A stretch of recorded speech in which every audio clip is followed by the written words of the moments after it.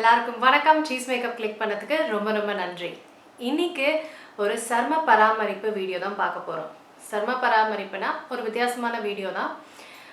நான் பண்ண சர்ம பராமரிப்பு மாற்றங்களால் என்னோட சருமம் வந்து என்னென்னலாம் சூப்பராக மாறி இருக்கு அப்படின்றது தான் இந்த வீடியோவில் பார்க்க போகிறோம். என்னென்ன ஸ்கின் கேர் சேஞ்சஸ் என்னோட சருமத்தை சூப்பராக பெட்டராக மாற்றிருக்கு அப்படின்றத இந்த வீடியோவில் நம்ம பார்க்க போகிறோம். இந்த வீடியோ ஒரு தகவலாக நீங்கள் பண்ணுற விஷயங்களுக்கு ஒரு உதவியாக இருக்கும் அப்படின்னு நான் நம்புகிறேன். சரிங்களா? வீடியோ போகிறதுக்கு முன்னாடி சீஸ் மேக்கப்புக்கு புதுசாக இருந்தீங்கன்னா சப்ஸ்கிரைப் பண்ணுங்கள். அதுக்கப்புறம் என்னோடய ஸ்வீட் சப்ஸ்கிரைபர்ஸ் லைக் பண்ணுங்கள். உங்கள் நண்பர்களுக்கும் இந்த ஒரு தகவல் வீடியோவை ஷேர் பண்ணுங்கள். வாங்க வீடியோக்குள்ளே போகலாம்.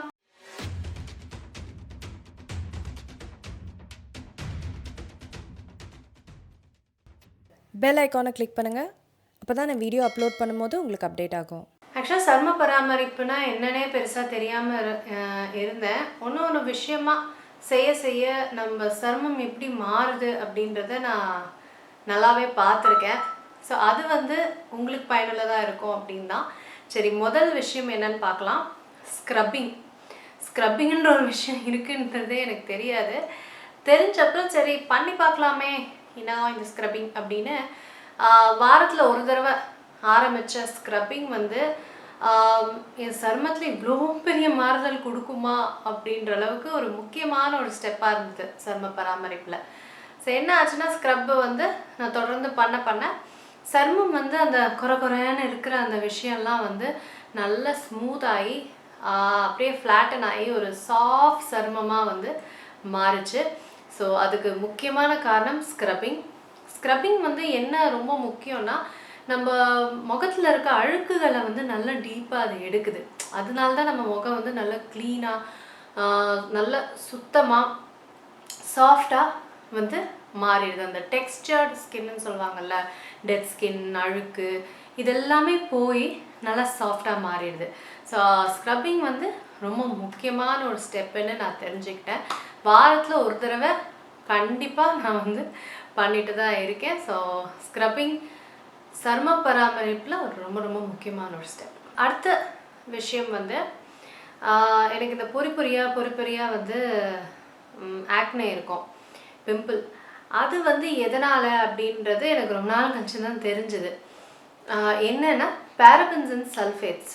இந்த இன்க்ரீடியன்ட்ஸ் வந்து கெடுதல் மட்டும் கிடையாது, ஏன் சருமத்தோட ரியாக்ஷனும் வந்து மோசமாக இருந்தனால எனக்கு அந்த குட்டி ஆக்னேலாம் வர ஆரம்பிச்சுது.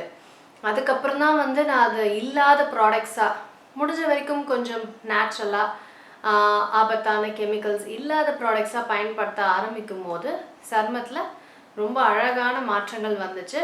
இந்த குட்டி ஆக்னேலாம் எனக்கு வந்து அப்படியே மறைய ஆரம்பிச்சுது. ஸோ அதை எப்போ ஸ்டாப் பண்ணணும், சருமம் வந்து ரொம்ப இந்த குட்டி ஆக்னேலாம் இல்லாமல் ரொம்ப கிளியராக இருந்தது. அடுத்த மூணாவது வந்து டபுள் கிளென்சிங். இது நான் எங்கே பார்த்தாலும் சொல்லுவேன். ஸ்கின் கேர்னாலே இந்த ஒரு விஷயத்தை நான் சொல்லிடுவேன். ஏன்னா எனக்கு அந்த அளவுக்கு இது பயனுள்ளதாக மாறுச்சு டபுள் கிளென்சிங் அப்படின்றது.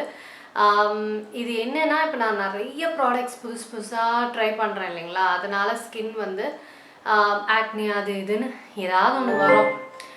அந்த மாதிரி டைமில் டபுள் கிளென்சிங் தான் எனக்கு ரொம்ப பயனுள்ளதாக இருந்தது. ஸோ என்ன தான் நம்ம ட்ரை பண்ணாலும் செஞ்சாலும் சருமத்தை க்ளீனாக வச்சுக்கும் போது எந்த ஒரு பாதிப்பும் வராது அப்படின்றது இந்த டபுள் கிளென்சிங் மெத்தட் மூலிமா தெரிஞ்சுக்கலாம். ஸோ உங்களுக்கு மேக்கப் போடும்போதோ இல்லை ஏதாவது போடும்போது ஸ்கின் ரியாக்ட் ஆகுதுன்னா 2 தடவை கிளென்ஸ் பண்ணுறது. டபுள் கிளென்சிங்னா என்னென்னா, மேக்கப் ரிமூவர் வச்சு நீங்கள் எடுத்துடுறீங்களா மேக்கப்பை, 2 விதமான கிளென்சிங். ஒன்று வந்து கிளென்சிங் பாம், கிளென்சிங் ஆயில், அதுக்கப்புறம் கிளென்சர். இந்த 2 விதமாக நம்ம மேக்கப்பை வந்து கம்ப்ளீட்டாக எடுக்கும்போது நம்மளுக்கு ஸ்கின் ரியாக்ஷன் அப்படின்றதே நடக்காது. ஸோ முடிஞ்ச வரைக்கும் நம்மளுக்கு ஸ்கின் கிளியராக இருக்கும். ஸோ இது எனக்கு ரொம்ப ப்ராக்டிக்கலாக நடக்கிறனால நான் எப்போவுமே நிறைய வீடியோஸில் இந்த டபுள் கிளென்சிங் பற்றி பேசிடுவேன். அடுத்தது இன்னொன்று ரொம்ப முக்கியமானது, நான் எல்லாத்துக்குமே சொல்கிற ஒரு விஷயம். ஏன்னா எனக்கு தெரிஞ்சப்புறம் இதனால தான் சில ப்ராடக்ட்ஸ்லாம் நம்மளுக்கு ஒத்தே வரலையா அப்படின்னு தெரிஞ்ச ஒரு விஷயம் வந்து, நம்ம சருமத்தோட டைப்புக்கு ஏற்ற மாதிரி மேக்கப்போ இல்லை ஸ்கின் கேரோ நம்ம தேர்ந்தெடுத்துக்கணும். ஏன்னா இப்போ ட்ரை ஸ்கின்னுக்கு தகுந்ததை நான் ஆயிலி ஸ்கின் இருக்கும்போது பயன்படுத்தும் போது எனக்கு வந்து அது செட்டே ஆகாது இல்லைங்களா. ஸோ ஏன் செட் ஆகலை அவளுக்காச்சே எனக்கு ஏன் ஆகலைன்னா அவங்க அவங்க ஸ்கின் டைப் வேறு, என் ஸ்கின் டைப் வேறு. ஸோ அது தெரிஞ்ச அப்புறம் கரெக்டாக என் ஸ்கின் டைப் ஏற்ற மாதிரி நான் வாங்கும் போது எல்லாமே எனக்கு செட் ஆச்சு. ப்ராடக்ட்ஸ்லாம் வேஸ்ட் ஆகாமல் நான் யூஸ் பண்ண முடிஞ்சது. ஸோ அது ஒரு ரொம்ப ரொம்ப முக்கியமான அந்த ஒரு என்ன சொல்கிறது, அதுதான் ஏவே ஃபஸ்ட்டு ஸ்டெப்பே நம்ம சரும பராமரிப்பு பொருட்கள் தேர்ந்தெடுத்துக்கிறதுக்கு. ஸோ ஸ்கின் டைப் வச்சு தான் நம்ம ப்ராடக்ட்ஸை நம்ம ப்ராடக்ட்ஸை தேர்ந்தெடுத்துக்கணும். அடுத்தது இந்த சின்ன வயசில் அம்மாலாம் வந்து நிறைய எண்ணெய் போட்டு விடுவாங்க தலைக்கு. எண்ணெய் போட்டப்புறம் ஆக்னேவாக வரும். ஏன்னா இந்த ஆக்னே வருது, ஐயோ இந்த ஏஜில் ஆக்னே வருது அப்படின்ற விஷயத்த மீறி நிறைய எண்ணெய் வந்து முகத்தில் அப்படியே விழும் இல்லைங்களா, நெத்தியில் எல்லா இடத்துலையும் விழும்போது அந்த எண்ணெய் வந்து ஆக்னேவை இன்னுமே நம்மளுக்கு அதிகரிக்கும். அதுவும் அந்த டைம்லலாம் எனக்கு பயங்கர ஆயிலி ஸ்கின்னு. இந்த இதில் எண்ணெயில் சொதன்னு தலையில் எண்ணெயில் சொதன்னு தலை என்ன சொல்ல வருகிறேன் என்றால், தலையில் சொதன்னு எண்ணெய் போட்டு விட்டு அதுக்கப்புறம் இருக்கிற ஆக்னேயோட இன்னும் ஆக்னே சேர்ந்து வருது. ஸோ அதனால் எண்ணெய் வந்து தேங்காய் எண்ணெய் வந்து நான் வாரத்தில் ஒரு 2 தடவை தடவிடுவேன். ஆனால் வெறும் என்னோட முடி நுனிக்கு மட்டும் தடவிடுவேன். அப்போல்லாம் என்ன சொல்லுவாங்கன்னா, தேங்காய் எண்ணெய் தடவினா முடி வளரும், முடி சாஃப்டாக இருக்கும்பாங்க. ஆனால் அது விஷயம் கிடையாது. தேங்காய் எண்ணெய் வந்து முடி சாஃப்டாக இருக்கிறதுக்கு மட்டும்தான், ஒரு கண்டிஷ்னர் மாதிரி அது. ஸோ அதனால் முடியோட நுனிக்கு மட்டும்தான் இப்போல்லாம் நான் தேங்காய் எண்ணெய் தடவிக்குவேன்.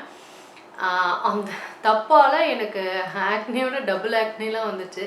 ஸோ அதுதான், அந்தளவுக்கு எண்ணெய் போடணும்னு அவசியமும் இல்லை, அவசியம் இல்லாதனால சருமமும் போச்சு. அடுத்தது வந்து முகத்துக்கு காம்பேக்ட் இந்த மேக்கப் செட் பண்ணுறதுக்கோ இல்லை சும்மா வெளியில் போகணுனாலே பவுட்ரு போட்டுட்டு போகிற பழக்கம், அது வந்து என் முகத்தை பயங்கர ட்ரை ஆக்குச்சு. அதனால எனக்கு புரியாமல் ஆக்னே வந்துச்சு. டால்கம் பவுடர் பயன்படுத்தவே கூடாது, அது அவ்வளோ கெடுதல் அப்படின்ற ஒரு விஷயம் எனக்கு தெரியவே தெரியாது. அதுக்கப்புறம் தான் தெரிஞ்சுக்கிட்டேன் அதில் வந்து மெக்னீஷியம், சிலிக்கான், இந்த மாதிரி நிறைய விஷயங்கள் வந்து கேன்சரே உருவாக்குற அளவுக்கு ரொம்ப டேஞ்சரஸான விஷயம் டால்கம் பவுடர். அது மாதிரி நிறைய கேசஸ் வேறு இருக்குது. ஸோ டால்கம் பவுடர் வந்து நம்ம போடக்கூடாது அப்படின்ற ஒரு விஷயம் எனக்கு தெரியவே தெரியாது. அந்த மாதிரி பவுடர்ஸ் தானே போட்டுட்டு வெளியில் போவோம். ஆனால் அதனால நம்மளுக்கு கெடுதல், அதனால என் ஸ்கின் ரியாக்ட் ஆகி மோசமாக தான் ஆச்சு, ரொம்ப ட்ரை ஆச்சு. அதனால் நமக்கு ஃப்யூச்சரில் ரிங்கிள்ஸ் அது இதுன்னு வரும் பயங்கர வறட்சியால். ஸோ அதுதான் ஆயில் அப்போ ஆயிலியாக இருந்தது. ஸோ அது போடும்போது நல்லா இருந்தது. ஆனால் போக போக என் சருமத்தை நானே இந்த மாதிரி டால்கம் பவுடர் போட்டு வறட்சியும் ஆக்கிட்டேன், பொரியும் ஆக்கிட்டேன். அது மட்டும் இல்லாமல் அது கேன்சரும் பாதிக்க வாய்ப்புகள் உண்டுன்னும் போது ரொம்ப பயமாக இருந்தது. ஸோ டால்கம் பவுடர் பயன்படுத்தவே கூடாது அப்படின்றத நான் தெரிஞ்சுக்கிட்டேன். அடுத்த இன்னொன்று ஒரு விஷயம் என்னென்னா, மாஸ்க்லாம் போடுறோம் இல்லைங்களா, இதை கலந்து அதை கலந்து எதையாவது கலந்து மாஸ்க் போடுறோம் இல்லைங்களா முகத்தில், அதை வந்து கண்ணுக்கு கீழேயும்லாம் நான் அப்போல்லாம் போடுவேன். அதை மட்டும் எதுக்கு விட்டு வைக்கணும் அப்படின்னு கண்ணு கீழேயும் போடுவேன். அதனால் என்னாச்சு, அந்த இடம் பார்த்திங்கன்னா ரொம்ப மெலிசான ஒரு இடம்.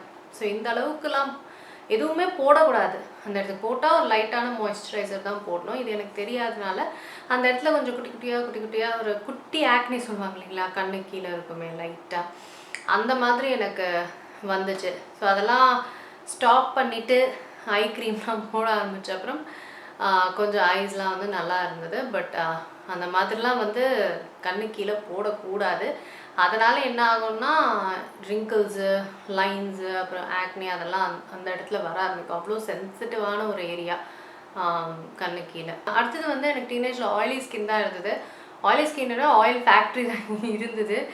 ஸோ அதனால் மாய்ஸ்சரைசர் அதெல்லாம் எதுவுமே நான் பண்ண மாட்டேன். ஸோ மாய்ஸ்சரைசர் பண்ணாமல் அவ்வளோ காலம் இருந்தது வந்து இப்போ எனக்கு வறட்சி சருமத்துக்கு ஒரு பெரிய காரணம். நம்ம ஆயிலி ஸ்கின்னாக இருந்தால் நம்ம வந்து மாய்ஸ்சரைஸ் பண்ணக்கூடாது அந்த மாதிரி எதுவுமே கிடையாது. ஆயிலை மெயின்டைன் பண்ணணுமே தவிர, குறைச்சிக்கணுமே தவிர, மாய்ஸ்சரைசர்ன்றது அது கண்டிப்பாக பண்ணி தான் ஆகணும். ஸோ அது இல்லாதனால சருமம் இப்போ எனக்கு ஒரு வறட்சி சருமமாக மாறுச்சு. ஸோ மாய்ஸ்சரைசர் எல்லா ஸ்கின் டைப்புக்கும் ரொம்ப முக்கியன்றதை நான் தெரிஞ்சுக்கிட்டேன். அடுத்த கடைசி ரீசெண்டாக நடந்த ஒரு விஷயம் வைட்டமின் சி. வைட்டமின் சி நான் வந்து என்னோடய சரும பராமரிப்பில் இன்க்ளூட் பண்ணது எனக்கு ரொம்ப ரொம்ப ரொம்ப சந்தோஷமான ஒரு விஷயம். சருமம் அவ்வளோ பிரைட், என்னோட சர்மம் டெய்லியுமே பிரைட்டாக இருக்கும். பெருசாக என்ன சொல்கிறது, மாஸ்க் அது இது இது அதுன்னு எதுவுமே போடலனாலும் இதை போட்டாலே என் சர்மம் வந்து அவ்வளோ பிரைட்டாக, அவ்வளோ க்ளோயிங்காக, அவ்வளோ அழகாக இருக்கும். மேக்கப்பே போடாமல் ஒரு லிப்ஸ்டிக் காஜல் மட்டும் போட்டு போகிற அளவுக்கு என் சர்மத்தை அவ்வளோ அழகாக மாற்றுச்சு வைட்டமின் சி. நல்ல ஒரு க்ளோவும் பிரைட்டனிங்கும் சாஃப்டான ஒரு சருமமும் எனக்கு வந்து வைட்டமின் சி கொடுத்துச்சு. ஸோ அதனால் அந்த அடிஷன் வந்து எனக்கு ரொம்ப ரொம்ப பிடிச்ச ஒரு அடிஷனாக சொல்லலாம். முக்கியமான ஒரு வைட்டமின் சி எனக்கு வந்து வாங்கணும். அது யூஎஸில் தான் இருக்குது. ஸோ அது எப்படியாவது கைப்பிடிக்கணும். ஏன்னா அது one of the best vitamin C அப்படின்றாங்க. நான் இங்கே போடுறேன். அது எப்படியாவது பிடிக்கிறேன். ஸோ அந்த வைட்டமின் சி பயன்படுத்தணும் தான் ரொம்ப ஆசை. பயங்கர ரிவ்யூஸ், பயங்கர பாப்புலரான ஒரு vitamin C. So vitamin CIE பேசிக்காக வந்து எனக்கு ரொம்ப சர்மத்தையே பயங்கரமாக மாற்றின ஒரு இன்க்ரீடியண்ட். ஸோ அவ்வளோதாங்க. இந்த சர்ம மாற்றங்கள் நான் பண்ணனால என் சர்மம் வந்து இப்போ நீங்கள் வந்து பார்க்கும்போது அழகாக இருக்குது, எனக்கும் பார்க்க அவ்வளோ அழகாக இருக்குது அப்படின்னும் போது ஒரு ஹெல்த்தியாக இருக்குது. பிம்பிள் அது இதுன்னு எதுவும் இல்லாமல் கிளியராக ஹெல்த்தியாக இருக்குது அப்படின்னா கண்டிப்பாக அந்த சர்ம மாற்றங்கள் ஒரு பெரிய பெரிய காரணம் தான். இதெல்லாம் உங்களுக்கு பயனுள்ளதாக இருக்கும் அப்படின்னு நான் நம்புகிறேன். உங்களுக்கும் உங்கள் சர்ம பராமரிப்புக்கும் இந்த ஸ்டெப்ஸ் என்னெல்லாம் நான் மாற்றங்கள் பண்ணனால பயனாச்சோ உங்களுக்கும் அது யூஸ்ஃபுல்லாக இருக்கும் நான் நம்புகிறேன். சரிங்களா? இந்த வீடியோ பயனுள்ளதாக இருக்கும் நம்புகிறேன். அதேதான். நான் உங்களை சீக்கிரமாக அடுத்த வீடியோவில் சந்திக்கிறேன். வணக்கம். இருங்க எங்கே போகிறீங்க? இந்த 2 வீடியோஸும் கண்டிப்பாக உங்களுக்கு பிடிக்கும். கிளிக் பண்ணி பாருங்கள்.